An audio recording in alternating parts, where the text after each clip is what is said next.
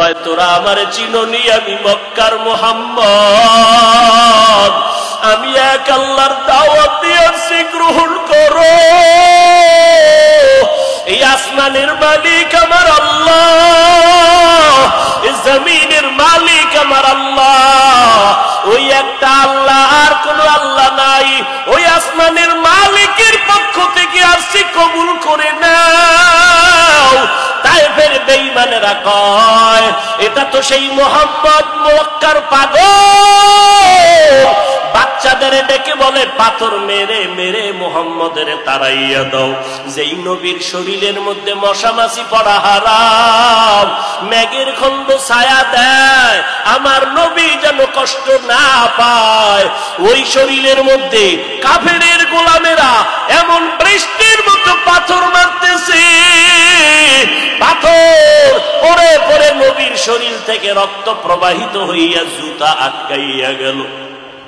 মায়ার নবী কান্না করেন, আর কদম বাড়াইয়া বাড়াইয়া মক্কার দিকে রওনা হলে আবার যত দূর যায় আবার তায়েফের জমিনের দিকে তাকায়, আর আমার মায়ার নবী চোখের পানি ছেড়ে কান্না করে আর বলে উদয়ার মালিক,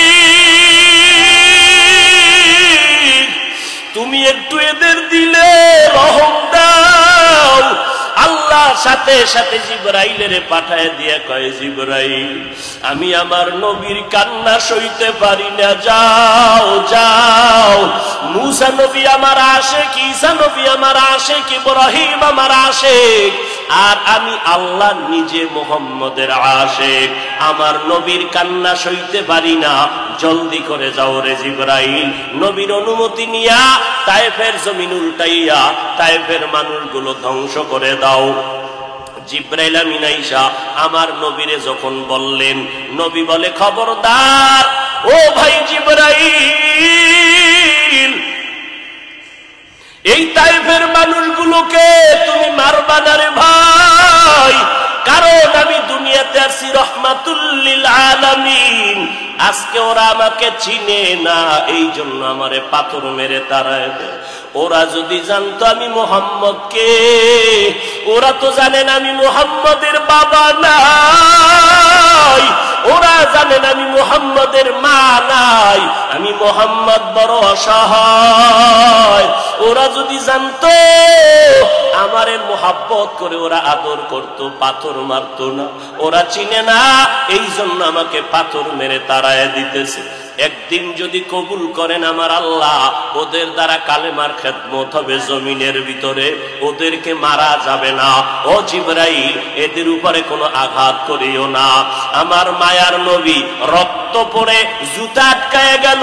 আম্মা জান আয়েশা রাদিয়াল্লাহু আনহা বলেন, ও মুসলমান নবীর আশিক, আমার নবী আদর্শ কায়েমের জন্য রক্ত ঝরাইলেন, পেটে পাথর বাঁধলেন। ও নবীর উম্মতের দল, আজকে সেই নবীরে গালি দেওয়া হয়, ওই নবীর অপরাধী বলা হয়। তুমি নবীর আশিক উম্মতেরা চুপ কেমনে থাকো রে বাবা? মুসলমান সন্তানেরা, যুবকেরা, আজকে নবীর আদর্শের টুপি লাগাইলাম, দাড়িটা লম্বা করলাম, লম্বা জামা পরলাম, কই আমাদের খানাও বন্ধ হয় নাই, আমাদের লেখাপড়া স্বাধীনতাও নষ্ট হয় নাই। তোমাকে কে ধোকা দিল?